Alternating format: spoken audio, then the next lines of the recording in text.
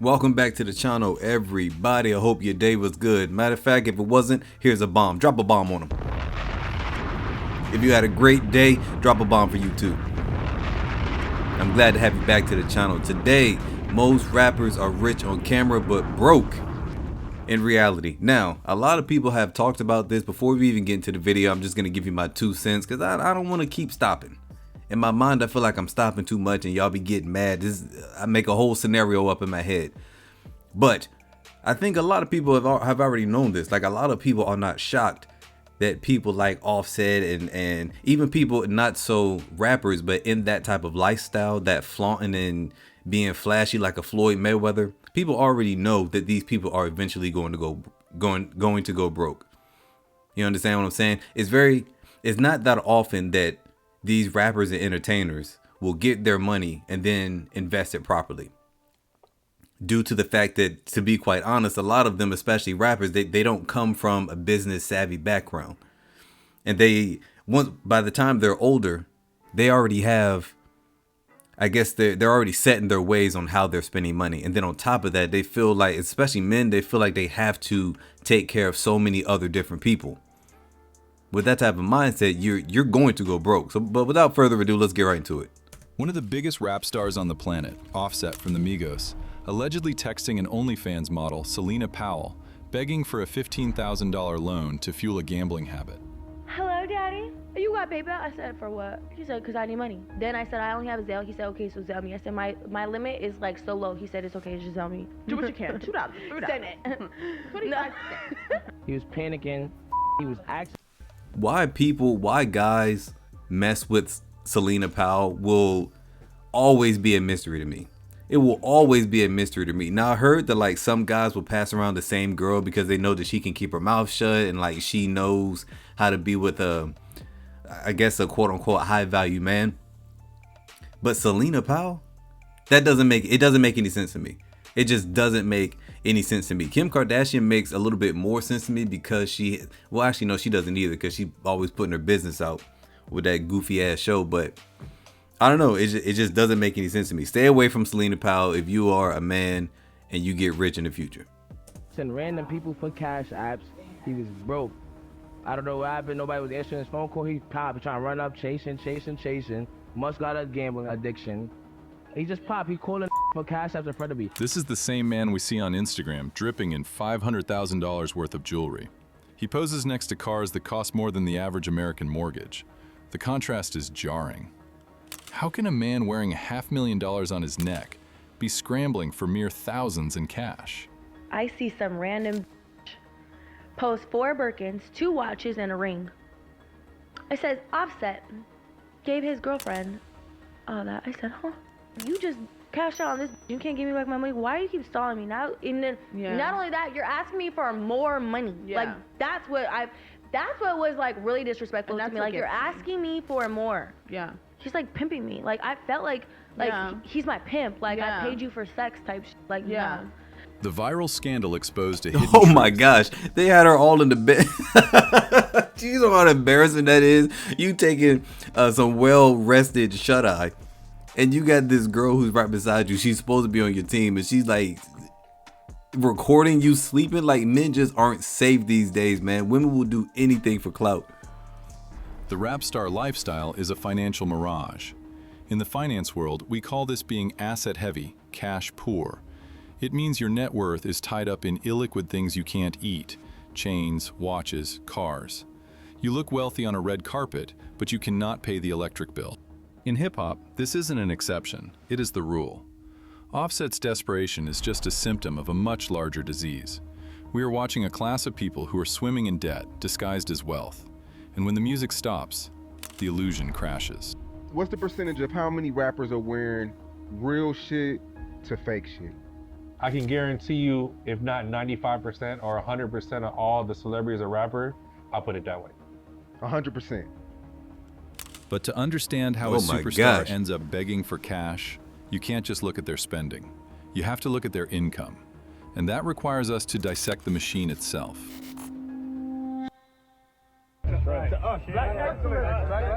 Oh, Diddy, look at everybody out there. Welcome to the rap industrial complex. Put them all in jail. From the outside, it looks like a business. From the inside, it functions like a pyramid scheme where the artist is at the very bottom. To understand why your favorite rapper is broke, you have to follow the dollar.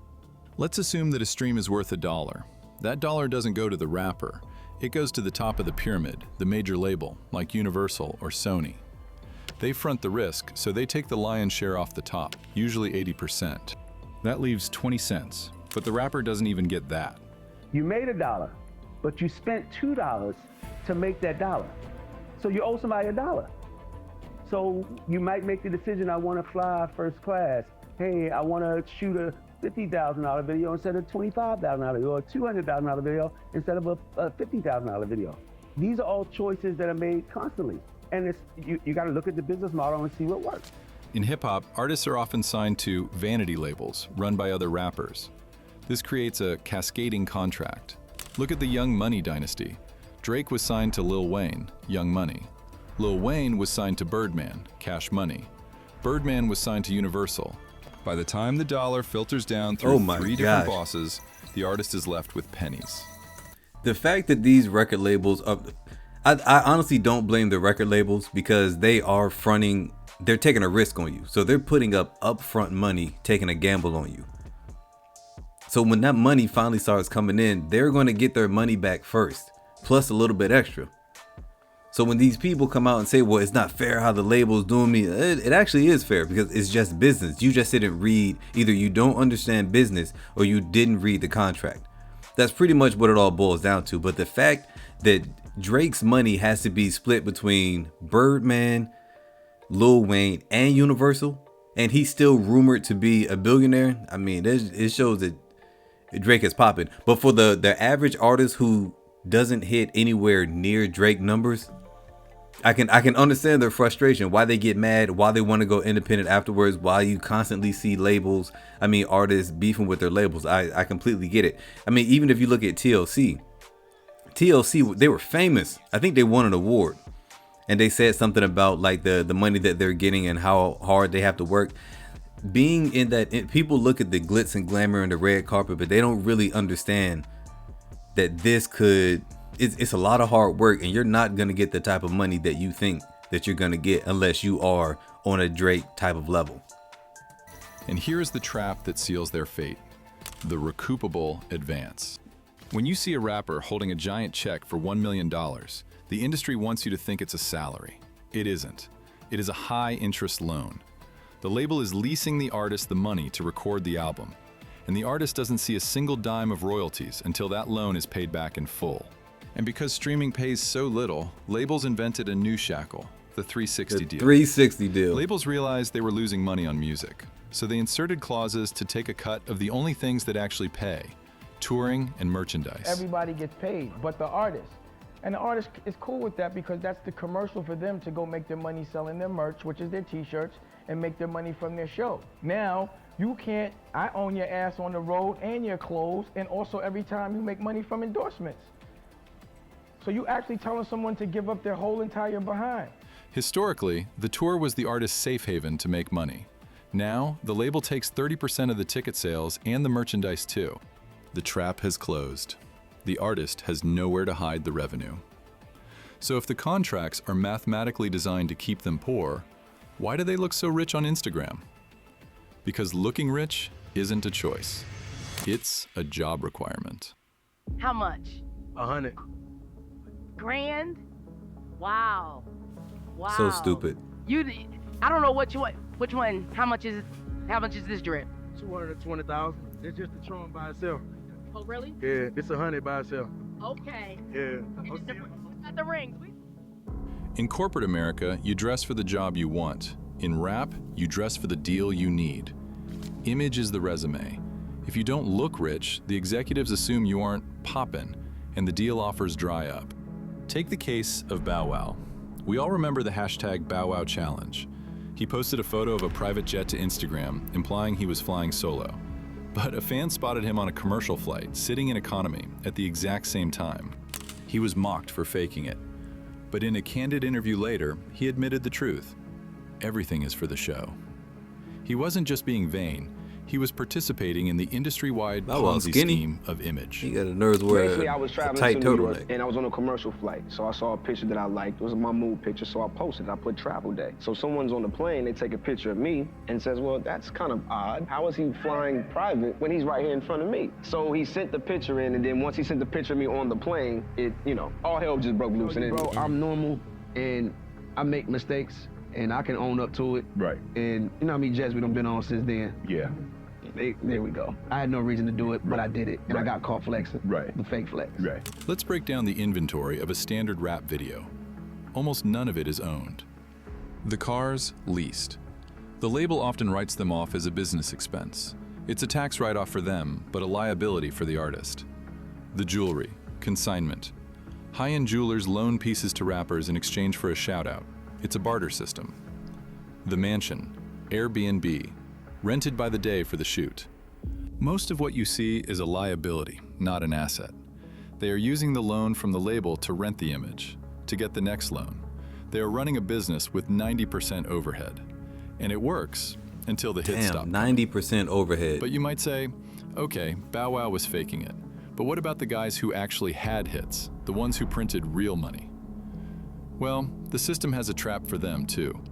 In the late 2000s, he was undeniable. He was on every hook. I was the music Jesus, man. You want to get saved, come to the church of T-Pain, and I'll slam your hook on there, and I'll make sure you're good for at least 3 more years, and you'll be fine.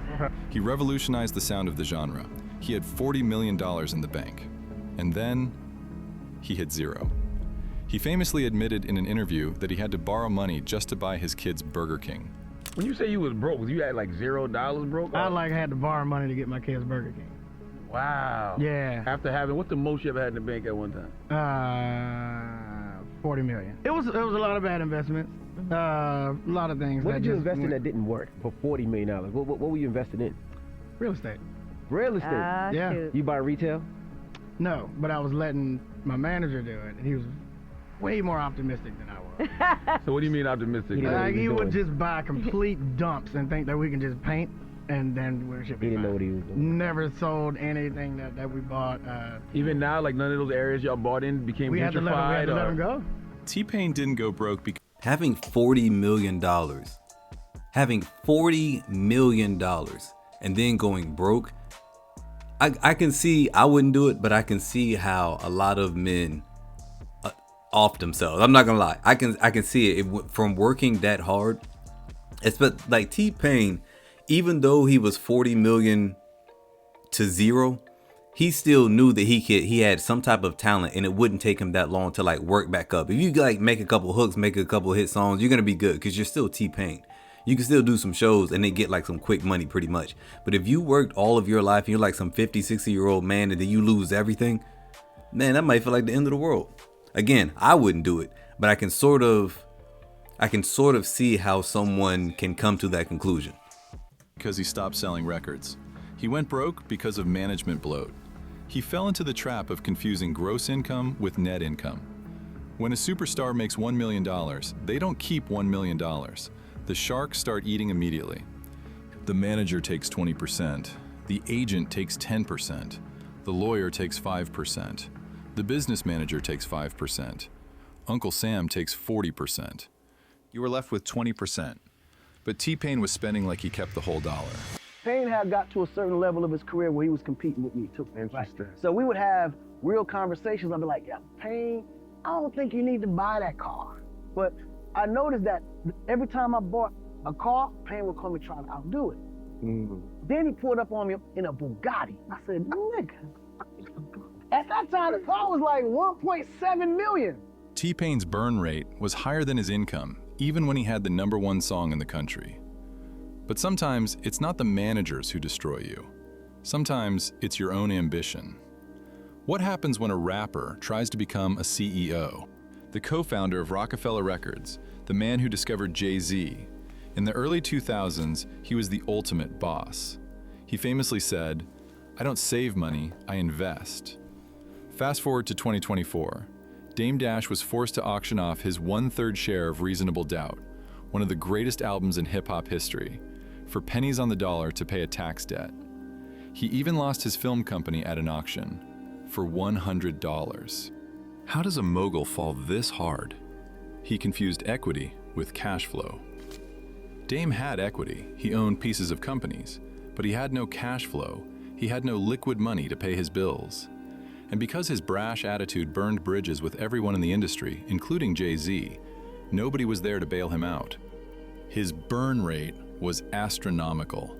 He refused to play the corporate game. He wanted to be the king.